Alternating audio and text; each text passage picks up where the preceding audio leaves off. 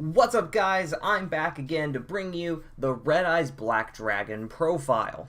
So I did the Red Eyes Black Dragon Let's Build episode, but since it was during Couples Month, I let two special guest stars step in to fill the role. Those were, of course, the Deli the Beard Beast and Mission Quest Thing. Now, the two of them are not as Yu-Gi-Oh! Literate as I am, nor did they study up on this deck or the Blue Eyes deck they did during Couples Month. So there was some points where the conversation wasn't as educational or could not necessarily explain my card choices as well as I was here myself.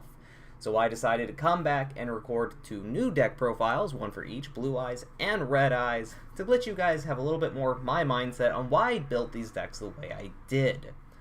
So of course, if you haven't already, go and check out the Blue Eyes video that I posted earlier this week to learn about that one. But we're here for Red Eyes, so let's step into the deck of potential. So you're going to start off with your 3 copies of Red Eyes Black Dragon, of course, 1 copy of the King himself, Red Eyes Darkness Metal Dragon, 3 copies of Red Eyes Black Flare Dragon. You're going to have a Danger Engine consisting of Danger Dogman and Danger Nessie, also Danger Jackalope, out of order. You have your Meteor Dragon Red Eyes Impact, your 3 copies of Gearfried, the Red Eyes Iron Knight, and then your 3 copies of Black Metal Dragon and 2 copies of the Blackstone of Legend. You're going to run 1 copy of Red Eyes Fusion, 3 copies of Cards of the Red Stone, 2 Dragon Mirror, 1 copy of Foolish Burial, 1 copy of Monster Reborn, 2 copies of Red Eyes Insight, 2 copies of World Legacy Succession, 3 copies of Return of the Red Eyes. And then down here we have the extra deck, which is Meteor Black Comet Dragon, Starving Venom Fusion Dragon, 2 copies of Red Eyes Slash Dragon. You have your 3 copies of Red Eyes Flare Metal Dragon, 1 copy of number 11 Big Eye, 1 copy of Saryuja Skull Dread, 2 copies of the Phantom Knights of Rusty Barditch, 2 copies of Apprentice or Magician, or Wee Witch's Apprentice. Ugh, God, now I'm reading the OCG names. And, of course, 1 copy of the All-Star Link Kuriboh. So, this is not a traditional Red Eyes build, nor is it a pure Red Eyes build. I did attempt to go pure Red Eyes, but there was 2 problems that I ran into. One is either it was kind of a pretty close mirror to my Blue Eyes build, just with putting out less attack power. And the other problem I ran into is that Red Eyes, of course, is not a cohesive, well-built archetype. You kind of need to figure out which build you want to go with and run with it. I tried Equip Red Eyes, but I didn't appreciate that deck. I didn't have as much fun with it as I would have liked, so I tried to go with this build because I love Red Eyes Flare Metal Dragon. I think he looks badass. So what do you do with this particular deck? Very similar to the Red Eyes, or to the Blue Eyes build, you're gonna do a lot of Graveyard Recursion and dumping. But rather than use Dragon Shrine and, of course, Dragon Ravine, which are both amazing cards to include in this style of deck, if you would like to run that style, same with Silver's Cry, I decided to go into try and use the Red Eyes cards themselves through the Graveyard dumping. And of course you have to run Red Eyes Darkness Metal Dragon, if you want to do that. Red Eyes Black Flare Dragon is being ran specifically because he's basically another copy of Red Eyes Black Dragon when he's in your hand or in the graveyard. The Danger Dogman and Danger Nessie are both chosen because they are Dark Level 7 monsters. Jackalope because he can search out the others. See, the combination with the Dangers allows you to try to put out a rank 7 very quickly on your board. But it is a little luck-based. You can definitely try to build this deck to guarantee more of your level 7s.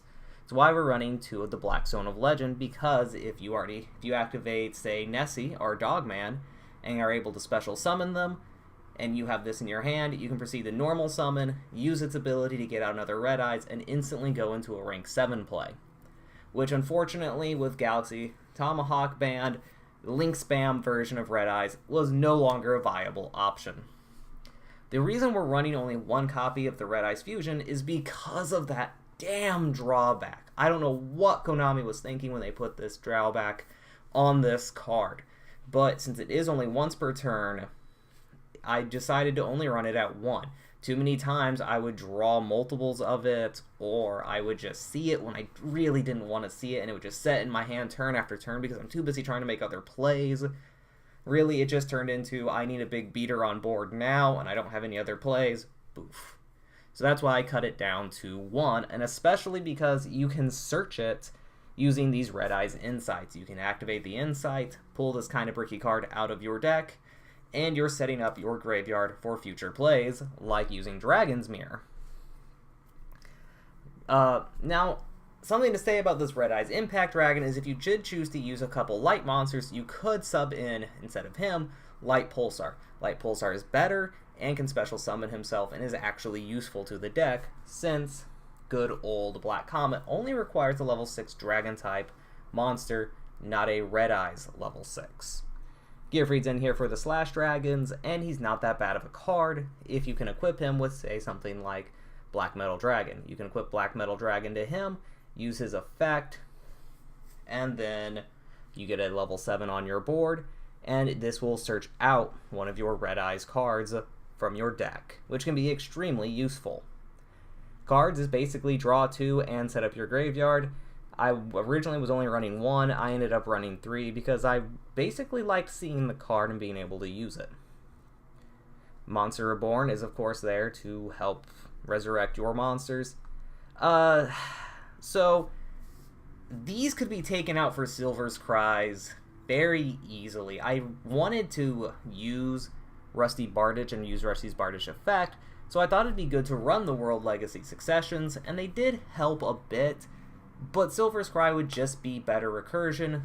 That would also be more useful in more situations, and the more I think about it, the more I would really suggest using Silver's Cry instead of World Legacy's Succession. Or another good alternative would be Return of the Dragon Lords, because it can affect level 7s, which includes Red Eyes Black Dragon. And it would provide this deck with some more protection. So you can go either way, depending on if you would like a quick play to get out your Red Eyes monsters, like, say, use Silver's Cry, pop back Black Flare, because he is treated as a normal monster in the graveyard. And then on your, if he live, do that during their end phase, and then on your turn, you can normal summon him to get his burn effect. So you could either go with that route to get a little bit of more burn and aggression in, or you could use Return of the Dragon Lords, which is a normal spell card, but it would provide more protection. I would definitely swap out these two for those. After playing those replays at last time in those duels, I really regretted my decision in using this card. What I did not regret at all was these Return of the Red Eyes. This is such a powerful trap card that allows you just, as long as you can get a Red Eyes Black Dragon on board, you are going to see, I mean, just any Red Eye. You can normal summon Gearfried and bring back one of your level 7s. It is so useful. I don't regret running 3. I mean, you could cut this down to 2 and run it more Insight, or cut it down to 2 because Insight can search it, but I was actually fairly happy with that setup. Now, because he didn't get the attention he deserves, number 11, Big Eye. He requires 2 level 7 monsters, but you can steal an opponent's monster by detaching a material. He just can't attack, but that is such a powerful effect. Now, Black Comet Dragon is basically your Red Eyes fusion target, because he is a big beater that will come in and do a little bit of burn, and if they just send him to the graveyard from a monster zone, you will get his effect. This includes if they send him with Longrisu, just as long as they don't banish him, he will get his effect to bring back another Red Eyes, because Red Eyes is great at recursion. Starving Venom Fusion is basically kind of a waste card in this deck. He's basically just there that you can use him with Dragon's Mirror, and honestly, that's not the greatest choice. You can definitely fill out this extra deck with your own preferences. Red Eye Slash Dragon works actually really well in this deck if they don't have an answer to him, because if they target, you can send an equip card to your graveyard to negate that activation, which actually would be really strong as long as you can get that Gearfried attached. And remember, a smart play is don't attack with him first if you have 2 Red Eyes monsters. You can fusion summon him, and if you have another Red Eyes monster, you can attack with that Red Eyes, and his effect will trigger, because it's just when a Red Eyes monster declares an attack Then you can equip the Gearfried to get more damage or whatever you want to do. So, some fun plays there. And if you have 2 Gearfrieds, you will attack, equip, attack again, equip again. Because it's not limited to only having 1. And he'll get 400 boost. Minor boost, not the greatest of plays, I know, but that kind of just popped off on top of my head. You can pick one of these Red Eyes Flare medals. I just kind of wanted to run another one in case I could get up higher. Saryuja, I really thought I could get up to a 4 easier than I did, but this deck actually ended up struggling a bit because of my card choices to even get into Rusty Bardich and 1 Red Eyes Metal Flare. That's not a problem in the Guard Dragon build whatsoever. Rusty Bardich is a great card, but you can bump him down to 1 for more Link monsters. Wee Witch's Apprentice can go down to 1 for more. And Linkuriboh is just great because you can, if you have no other plays, you can normal summon Black Metal Dragon, go into a Linkuriboh, giving you some setup in your hand, and you will also have a slight small defense on your board. But that's really it, guys. This deck is very simple to play. You are just trying to spam your board with as many monsters as you can to try to go into Rusty Bardich with the Red Eyes Metal Flare Dragon on board. That way your opponent is burning themselves alive trying to break your board, and you are popping their cards as you reset up your board. So that's all I've really got for this video. Thank you guys so much for watching this profile. A big shout out again to Deli the Beard Beast and Mission Quest Thing for all their help during Couples Month. I've been joking with them that I'm going to start up a new series where they're trying to profile my decks without knowing anything about them or how they work for the comedy, but I'm not so sure because those are a lot of work to edit. Anyways, thank you guys. I'll see you guys in the next video, and hopefully you'll check out the next Let's Build. I'll see you guys later.